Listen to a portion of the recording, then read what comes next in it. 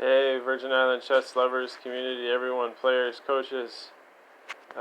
Colin here again. How's everybody doing, guys? I got a video for everyone right now. Let's see. Let me pull myself up here real quick.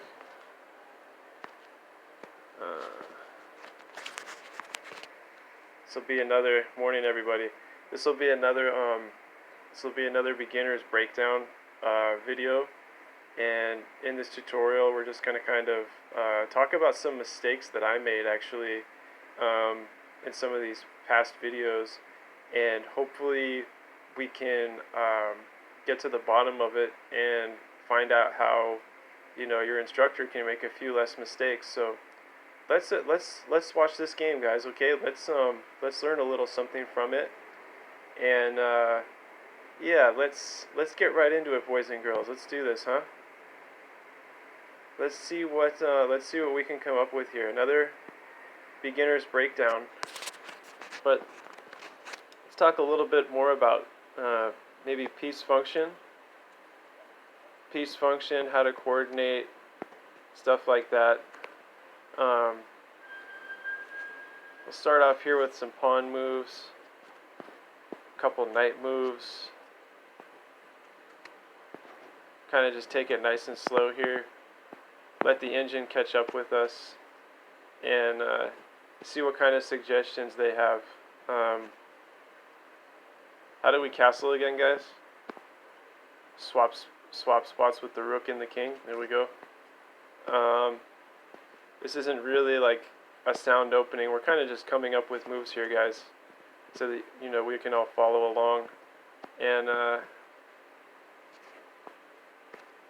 queen b3. Pawn to a5, pawn to a4, knight c6. Let's go for long castles for white. Totally random game here. I'm just totally kind of just making stuff up as we go. It's kind of fun playing these type of systems where you just kind of make stuff up. It's pretty cool. What do you guys think here? Take with in this particular situation. After knight captures, what do you guys think? Capture with a pawn or a bishop? What do you guys think? Take some minute to yourself and look at this position. Because right, if I take with a pawn here, I'm attacking that other knight, right? With a pawn. If I take with a bishop, it's not really that threatening. But then again, if I take with this pawn, guys, the engine says it's good, right? Because there's a green light there. Right, the engine says it's good because there's a green light. Right. I get double pawns on the d file. Let's check it out. Let's take, and now we have double pawns on the d file. Okay, so where is the knight going? Well, the knight can actually go to somewhere like b5. Right, let's say attacking this knight now. Well, what does white have here? White still needs to develop his kingside bishop. Black should probably push his king into a corner. Yeah, no real good play here for either side. But yeah, let's just go for this, guys. Whoops. Queen captures. Let's read the engine, guys. Look at the colors there. Our engine says recapturing with the queen is best if I decide to move the queen, so let's take. Black plays another move. Oops, that was a mistake. Why was that a mistake, guys? Girls and guys, why was that a mistake? With white to play, you could just take b7 now. We see the engine, what it's suggesting, guys, look. Green means best square. Red means no, no, no. And this is kind of like a mustard color square there, guys. And now it's saying it's okay. Well, it's actually just best to take. So now let's get the rook involved, attacking the queen. Guys, check it out. If you had white pieces, you'd be gobbling up all these pawns. Check it out. There's pawns all over the place. See that?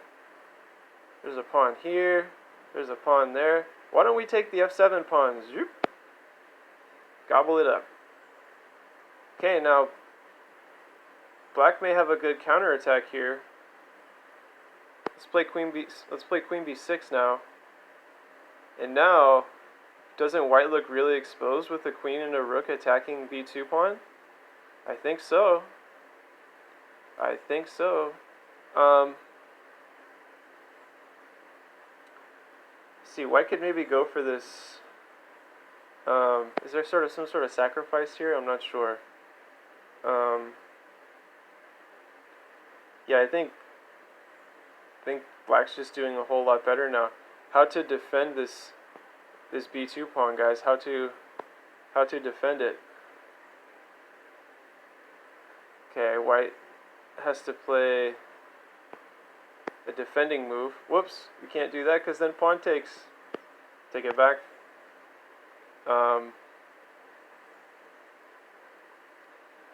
Yeah, I think that's it. I think the checkmate is coming. I think there's no defense. You put the bishop up, guys. This pawn captures diagonally. And if this pawn captures diagonally, oops, that's actually queen b2 checkmate. So let's start from the top here, guys. This was a game that we just kind of made up along the way. You know, not really making like a real game of chess here. Just kind of playing pieces just to play them. No real strategy involved.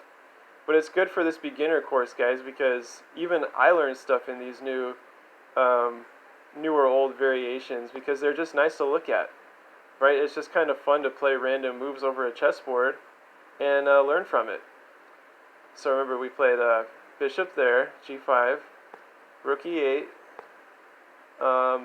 queen goes to b3, a5, maybe white wants to play a4, knight c6, long castles, h6, attacking the bishop, bishop goes back, knight to d4, knight captures. Remember we talked there for a while, guys, if pawn captures, now we have double pawns on the d file. If bishop captures, it's probably safe, but you don't want to give up a dark square bishop too early in these kinds of position, guys, okay? Girls and guys, keep those dark square bishops. Some grandmasters have written books about the power of the dark square bishop. They say that the dark square bishop is, in some cases, worth almost like 2 knights, just because of how much it covers. Remember, h8 is a dark square and a1 is also a dark square, so the board begins with the dark squares. Okay, that's why the bishop is really like a power piece that you want to keep on the board for as long as possible until your opponent decides that they want to make some sort of exchange or whatever the situation may be in your chess games, guys. So remember, we mentioned pawn takes, knight to b5, and now deploying the bishop for both teams. King h8, guys. h3. Capturing that knight with the bishop. Queen captures, remember, c6.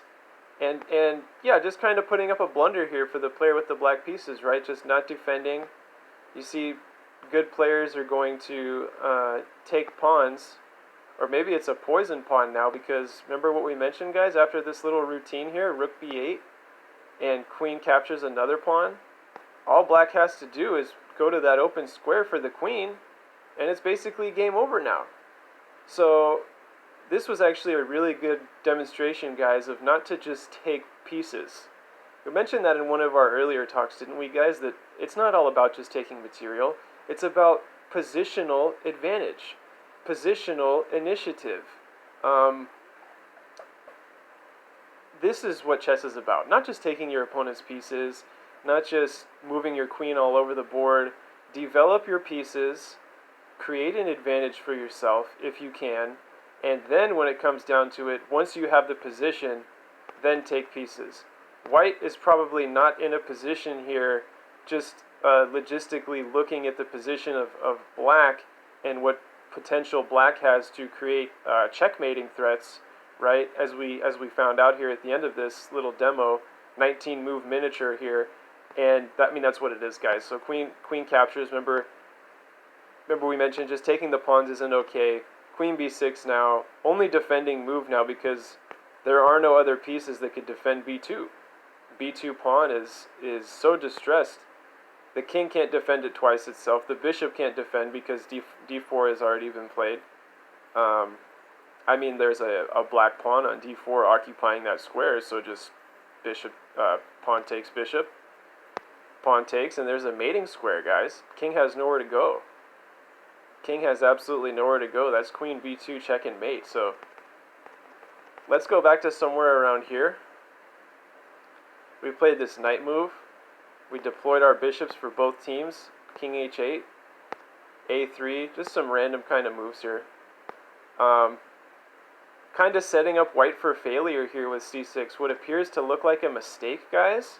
You can always trick your opponents too, because if this was Team Black playing in this game, guys, he would trick his white opponent, wouldn't he? This would be like a trick. Go ahead, please take my b7 pawn. And if he takes it, and now the rook is coming, there's absolutely no defense there on the queen side for that long-castled king for Team White. Absolutely no defense, right? So let's take something from this game, guys. I hope you learned a little. Not hope, but I'm sure that you guys learned now that just taking pieces is not sufficient. Positional chess is what it's all about. Again, you could really get punished by your opponent for just taking random pawns, right, with your queen and not being fully developed and protected, right? You have to protect your king, guys. The king is worth the game. Checkmate is the game. It's not about material. It's not about capturing more pieces. It's not about just saying, aha, well, you lost that, and now, no. Positional advantage, initiative, the goal is checkmate. Hope you guys, not hope again, but please take a lot from this game. Hope to see everyone on the other side. Again, I keep using the word hope. That's my goal for the day, guys. That's my instructional. Stop using the word hope. Come up with another acronym. Thank you guys so much for watching. Have a wonderful rest of your weekend. This is a beginner's breakdown, maybe episode 4 or 5 now. I think it's episode 4 of the episode 0 beginner breakdown. Remember, we learned that taking material isn't the best, just as a review. Positional chess and initiative is best, and you can always trick your opponents by saying, hey, you can take this piece, but guess what? I'm going to get advantage, and I'm going to checkmate you. Thank you, guys. Have a wonderful time. This concludes USVI Chess. Have a wonderful time. See you on the other side again. Bye-bye for now.